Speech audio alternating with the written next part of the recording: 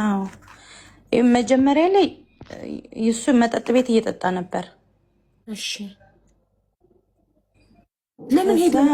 አድራሻውን አላወቅንም። በሰው መጠጥ በቃ ይሄ ጠላ ቤት የሚባል ቤት ለቤት የሚሸጡት የለም?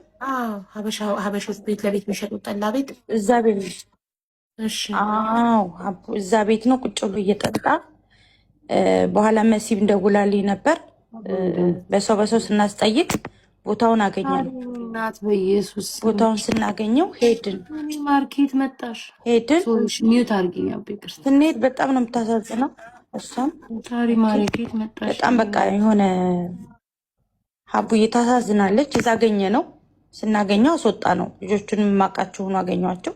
ለምን ምናምን ስንል እኔ ገብተሽ እያሉኝ እቃውን ስናይ ሀቡ ሁሉን ነገር ሰባብሮታል። ምንም የቀረ እቃ የለም። የጠላ ቤቱ ተሰባበረው። አዎ ስብርብር አድርጎታል።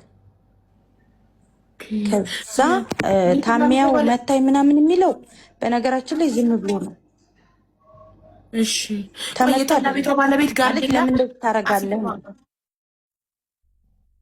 ማሬ? ይሄ እኮ ህገ ወጥ እኮ ነው ሀቡዬ። ይሄ ጠላ ቤት ቤት ለቤት የሚሸጡት አበሾች የለም። ህገ ወጥ ነው። በህግ ለራሱ ያስጠይቃል። ቤቷ እቃዋን ሲሰባብርባት ወንድ የለም ቤቷ? የለም እሱ ብቻ ነበር። ኧረ የኔ ፍቅር ቴንክ ዩ ሶ ማች ጋይስ ቴንክ ዩ። እሺ እኔ ውድ በማርያም ለምን እንደዚህ ታደርጋለህ ምናምን ሴት ልጅ አይደለች ወይ ምናምን ብሎ አናገረው። እሷ ሩዋን ወጣች። በጣም ነው የምታለቅሰው። እሱን ለመያዝ ብላ ስትሮጥ ወድቃ ሁሉ በቃ ልትወድቅ ደርሳ ነበር። ለምን ትይዘዋለች? እሷ እርጉዝ ሆና ብትወድቅ ሳብራው እሷ ከቤት ለምን ወጣች? በንዴት የተነሳ ልትመታው ኖ አይደለም። ረዋን ከቤት ለምን ወጣች? እቺ የደረሰች እርጉዝ ቤቷ አረፍት ለምን አታደርግም? ለምን ጠላ ቤት እሱን ፍለጋ ሄደች? ይጠም በዚህ ሂድ ይጠጣ በጠጣ ረዋንማ ረዋን የመጣችው ታሜ ጋ ነበረ። መሲም ታሜ ጋ እኔ ስትለኝ ሄድኩኝ። ታሜ ጋ ነው የተገናኘ ነው እኛ።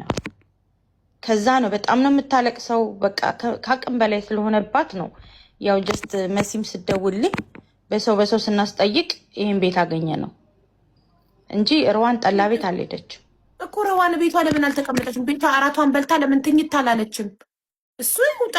እሱ ለሚያጠፋ እኮ እንደዛ እናት ግን ሀቡ አልቻለችም። በቃ ለምን አልቻለችም? በጣም ነው ልጁ የሚናገረው። በዛ ላይ አንቺ ሲናገር ማንንም የሚናገር አይ በጣም አንቺንም ሲናገር ሰላም ይሁንሽ ምናምን የሚናገረው ነገር እሱ በሚናገረው ነገር ማንም ሰው ረዋንን አይቀየምም። ዓለምን ይስደብ፣ እናቱን ይስደብ፣ አባቱን ይስደብ፣ ሁላችንንም ይስደብ፣ ችግር የለውም። እሷ ይኸውልሽ እሷ በጣም እንደ እንትን ስለምትወደው እንደ ሕፃን ልጅ ስለምታየው እሱ እንዳይታሰርባት ካላት ፍርሃት የተነሳ ነው እርጉዝ ሆና ለልጇ ሳታሰብ ወጥታ በምሽት እሱን የምትፈልገው እንጂ ወንድ ልጅ ነው ቢታሰር አይሟሟ። ይውጣ፣ ይስከር፣ ይረብሽ፣ ይበጥብጥ፣ ከዛ ይታሰራል። ሲታሰር ልክ ይገባል። አሁንም እኮ ሆስፒታል ነው ያሉት። ወደ ሆስፒታል ሄዱ። ገፍትሯታል መሰል ትናንትና ቤት አሁን ሆስፒታል ሄዱ። ሁለተኛ ደግሞ አሁን ደግሞ ትናንት ቤት ሌላ ቦታ የቀየረውን ቦታ አወቅኩት ማለት ነው። ግን ምንም ትርጉም የለውም ሀቡ። ከአንዱ ብታስወጩ አንዱ ቤት ይሄዳል፣ ከአንዱ ብታስወጩ አንዱ ቤት ይሄዳል። እሱም በመከታተል ጊዜ ነው የሚፈጀው። ወንድሜን ላምጣ ልጁ በቃ የሚማር ልጅ አይደለም። እውነት ወንድሜን ላምጣ ብላ ነው የተጣሉት እያሉ ነው። ወንድሜን ላምጣ ማለት ነው። እስኪ በመቤት የሰራና መስክም ወንድሜን ላምጣ ስላለች ወንድሜን ላምጣለች ነው። እና ምን ችግር አለ? ወንድሟን ብታመጣ ያግዛቸዋል እንጂ። እውነት ብቻ ሀቡ ያኔ እሷ እንደው እግዚአብሔር ብሎ ብጠነክር እንደው እግዚአብሔር ያጠንክራት ነው እንጂ በጣም ርዋን እንጃ ማለት ጠንካራ መሆን አለባት። ኧረ መቼም አትሆንም። እንደዚህ አይነት ወንድ እኔ እንጃ ሀቡ። ኧረ ሰላም በእናትሽ እኔ ስንቴ መከርኳት። እኛ አትሆንም ስንቴ መከርኳት። በርሽን ቆልፈሽ እራትሽን ቢና ተኝ። ይውጣ ይንበጫበጭ እንደፈለገ ቢጣላ ቢደባደብ እስር ቤት ቢገባ ወንድ ነው። እስር ቤት ለወንድ ልጅ ነው። ምን ይሆናል? እሷ ለምንድን ነው ፍለጋ እንደ እናት ናት እኮ ልጇ ውጭ ሲያመሽ ፍለጋ የምትወጣው? ሚስት ከመቼ ጀምሮ ነው ባሌ ውጭ ጠጣ ብላ ፍለጋ የምትወጣው? እርጉዝ ናት። ለልጇ አታስብ።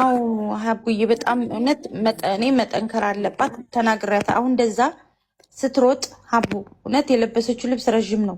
ብትወድቅስ በቃ ብትወድቅ እኔ እንጃ። በስማም በጣም ከባድ ነበር። እኛ ሁሉ ነበር።